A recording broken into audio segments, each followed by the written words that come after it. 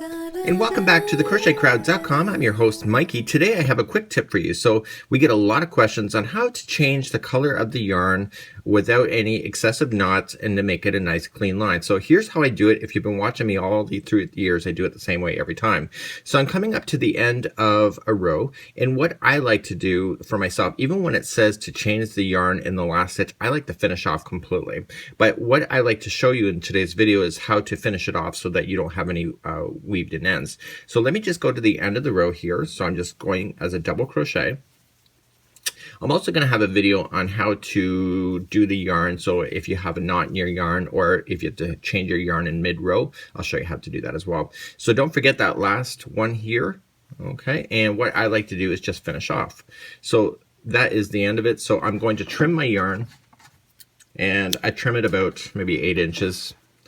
Okay, and then what I like to do is that I take the yarn and I pull it through the last loop like this.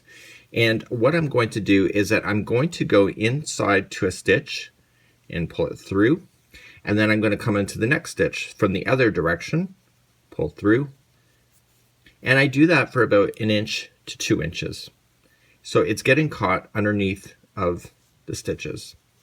And the trick is that when you come back in the next row, is that you're going to get that stuck inside. So I said about 1 inch to 2 inches, so my sample is pretty small. So what I'm going to do is leave this on for now, and then I'm going to grab my next yarn. So let's turn our project and start the next one, and the next color. So I'm going to start off with the slip knot. I like to start off with the slip knot so it doesn't fall out. It's not technically the proper way to start any kind of yarn. You technically should loop it and etc.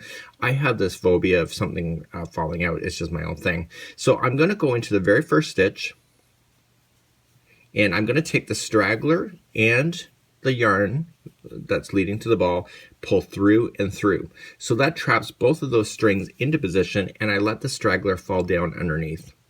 So now I'm going to double crochet. So that does not count as one. So one. So I'm going to chain up 3. So 1, 2, and 3. So when I'm going to go in this one, I want to leave the straggler down on top, like so, and I'm going to come into the next stitch. But because I have weaved this piece in, I want to look for it, and you can see it's kind of there.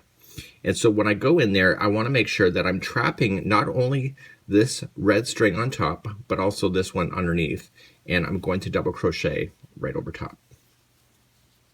And what this is going to do, it's going to trap the yarn underneath the stitches. And I do that for about 1 inch in this direction.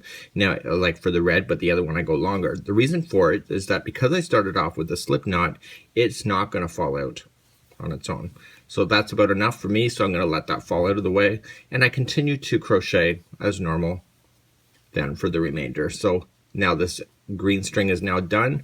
So now what I can do at this point, and I give it a bit of a stretch, and this is hanging out here, so I'm going to take my scissors and I'm going to cut.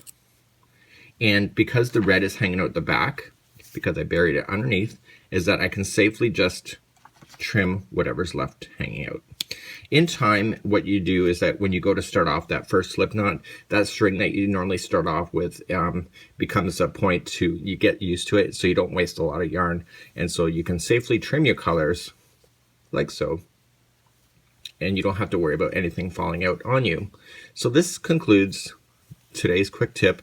This is how I changed the yarns, and I'm going to come back in another video and show you what to do, what happens when you run out of a yarn in the middle of a row, or you have a knot that you need to cut out, and how to deal with that at the same time. So that's it. That's a quick tip on how to change colors in mid-project with your yarn.